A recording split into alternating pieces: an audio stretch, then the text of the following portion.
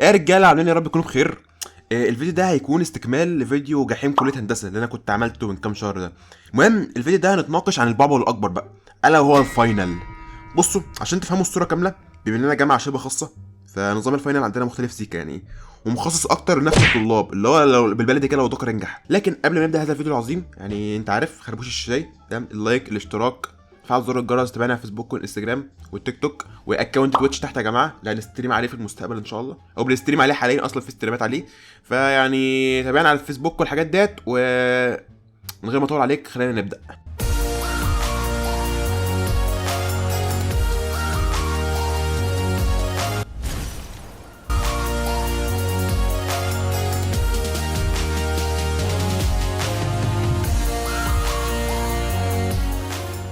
طيب بص، عشان تفهم يعني نظام الامتحان عندنا، فانت لازم تفهم ثلاث حاجات. اول حاجه الاماكن اللي احنا بنمتحن فيها.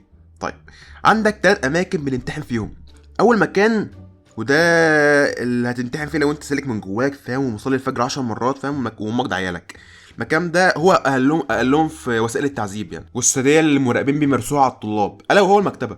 طيب المرتبه التانية بقى الا وهي القاعه دي، ودي شبه المكتبه شويه، فاهم. ولو انت بقى امك داعيه عليك ومش سالك، فاهم، هتنزل المعمل، وده مكان انا لا اتمناه لألد اعدائي. طيب نبدا باول مكان معانا الا وهو المكتبه، واحقاقا للحق يعني ده اكتر مكان انا امتحنت فيه، فاهم. نبدا بشرح ديموغرافيه المكان. بص المكتبه هي اوضه كبيره كده، فاهم، مقسمينها لجان. اللجنه الواحده بيبقى فيها مثلا بتاع 4 أو 5 ترابيزات ورا بعض كده. واحد هيطلع يقول لي طب فين المشكله؟ المشكله ان الترابيزات دي بقى يعني ايه، هي بتبقى ترابيزه مدوره كده بيقعد عليها 4، انت وثلاثه، يبقى ايه، ثلاثه زمايلك من نفس الدفعه. انا كنت زي كده مفكر ان الموضوع حلو، فاهم، لحد ما اكتشفت بقى انه ايه، بيبقوا حاطين حاجز كده على شكل حرف زد، حرف زائد قصدي. فانت مش بتعرف تتواصل غير مع اللي جنبك، فاهم، وبتبقى معزول عن الاثنين التانيين، فاهم. ولود حرفيا حاطين سور كرتون مدعم بالحديد المسلح، فاهم، والطوب والحديد، فاهم، بص جايب سقف المكتبه.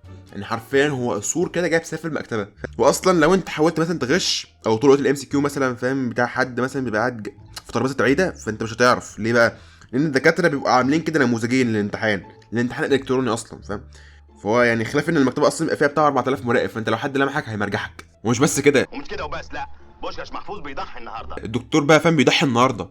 من سنه كده قرر يعني يفتكس افتكاسه، يعني الدكتور المسؤول عننا يعني، وبقى بيحط على كل ترابيزه بدل 4 من نفس الدفعه، لا بيحط 2 من نفس الدفعه.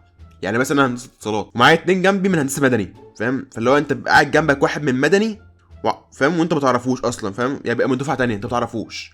واللي قاعد قدامك ده مش يعني من مدني برضه، يعني اللي من اتصالات زيك بيبقى قاعد الناحيه التانية، اللي هو اصلا هو بعيد خالص، فاهم، فانت مش هتشوفه. طبعا انت شفت الكلام ده كله، طبعا بتشفق عليا يا اسطى، اللي هو انت ايه يا اسطى، انتوا بتمتحنوا فين يا اسطى، ايه الكلام الجليم ده؟ لا لسه دي جاي. المكان التاني بقى اللي هو القاعه. بص القاعه يعني هي المكتبه تقريبا، لكن مساحه اوسع، فاهم، وبدل ما يبقى فيه 4000 مراقب بيبقوا 20000، فاهم. فمالناش دعوه بالقاعه. نيجي بقى لاخر مكان الا وهو المعمل. المعمل ده بقى هو جهنم على الارض. ده الاساطير بتقول بقى ايه، اللي بيخش المعمل مش بيطلع بيعيش حياته بشكل طبيعي زي باقي الخلق يعني، فاهم، لا بيطلع في انسان تاني خالص. المعمل يا جماعه عباره عن ايه، اوضه كده كلها كمبيوترات مرصوصه جنب بعض. الفرق هنا بقى ان الاوضه دي بتبقى صغيره، فالغش بيبقى مستحيل بقى حرفيا. انت بتقعد على جهاز بقى على يمينك واحد وعلى شمالك واحد، وبين كل واحد والتاني لوح خرساني مسلح مرصع بالحديد والجنازير والمواد العازله للصوت والمتفجرات، والمراقب واقف في ظهرك، فاهم. فاللي هو انت ولا هتعرف تبص يمينك ولا شمالك ولا وراك، بص منك للجهاز. واحد بقى ممكن يطلع يسال سؤال مثلا ذكي جدا، فاهم، في غايه البراءه. طب يا اسطى هو ما حدش بيغش موبايل ليه؟ بص يعني بذمتك يا شيخ، يعني بعد كل الاجراءات الاحترازيه اللي انا قلتها لك ديت، ويحس انك داخل المنطقه 51، فاهم، يعني بتسال على موبايل؟ الموبايل يا جماعه بيتسلم اول ما تخش اللجنه، فاهم. طبعا فانت ممكن ما تسال سؤال مهم جدا. طب اكيد بس ممكن تكون الامتحانات سهله، فانا هنا بقى ايه، هاجي بقى اديك التقيله، ونبقى نشرح بقى ايه يعني نظام الامتحان شويه يعني. بصوا يا جماعه، هو يعني لو انت يعني مثلا انا هتكلم عن نفسي، كان يعني من اوسخ المواد اللي انا امتحنتها هم 3 مواد بالعدد. ماده اسمها لوجيك سيركت، وديت ماده يعني هنتكلم عنها شويه كمان شويه. ماده اسمها مجالات كهرومغناطيسيه، وماده اسمها سوليد ستيت. طيب نبدا باول ماده الا وهي السوليد دي امتحنتها في اولى اتصالات، انا حاليا في تانية اتصالات، تاني من التاني. امتحنتها في اولى اتصالات، والماده دي كانت بسم الله ما شاء الله حاجه قمه في القرف. ماده ولا انت بتفهمها ولا تفهمها، طلاسم كلها، فاهم. لو انت وقتها بتتكلم عن ايه، فهي بتتكلم عن الحاجات اللي جوه الذرات يعني، فاهم، وحاجات زي غريبه كده، فاهم. فهي ماده ولا مفهومه ولا حد فاهمها، والدكتور بتاعها بيشرح طلاسم فمحدش فاهمه اصلا، يعني ما حدش عارف الامتحان بيخش بيتكلم عن ايه. يعني حرفيا انا لما كنت دخلت الميد ترم بتاعنا ما كنتش فاهم الامتحان بيتكلم عن ايه، بس كنت بحل كده الله وخلاص يعني، على الله يعني، نجحت فيها بالعافيه حرفيا. ودي كانت اول ماده. امتحانها بقى يعني ايه معتمد على الدكتور بتاعها بقى بصراحه، يعني حقا للحق هو كان دكتور طيب. ده تقريبا اكتر دكتور انا حبيته في المكان اللي انا فيه ده. يعني ده دكتور كان لذيذ، فاهم، الراجل كان بيحاول يسهل علينا الدنيا، ما كانش بيصعبها علينا. طب يعني دكتور لطيف كده بنحبه، فاهم يعني. الله يكرمه الله يكرمه، كان اسطوره، وهو مشى من السلاب يعني، راح مكان تاني الله اعلم راح فين بقى. فده بالنسبه لاول ماده، يعني الماده دي عدت والحمد لله، فاهم، امورها سهله.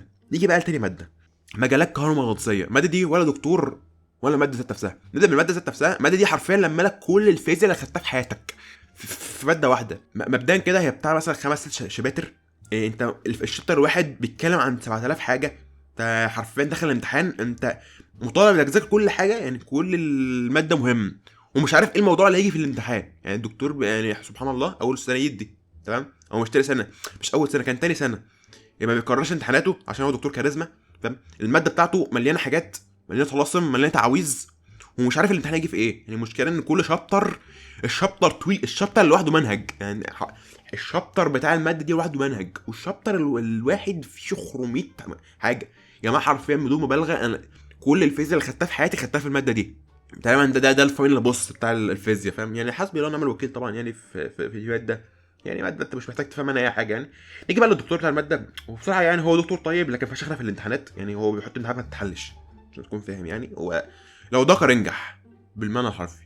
اخر ماده بقى، ودي ماده بصراحه يعني هي اسمها لوجيك. طيب اللوجيك دي يعني مش عارف اقول ايه في اللوجيك بصراحه يعني. هي ماده نكسه برضه، ماده نكسه ما بتتذاكرش ما تتفهمش يعني. بس هي مشكلتها مش مشكله ماده قوي يعني، هي ممكن تكون سهله شويه. هي مشكلتها في الدكتور بقى بتاعها ده بقى ده عارف ده الفاينل بوس بتاع إلدن رينج. عارف يعني الفاينل بوس بتاع إلدن رينج انت ممكن تكسبه، بتاع دارك سولز ممكن تكسبه، لكن ده قوي جدا، ده اوفر باورد، ده او بي يا جماعه، ما حدش يقدر يهزمه، ما حدش يقدر عليه. دكتور نرجسي، فاهم يعني، اخصائي تخطيط طلبه حرفيا.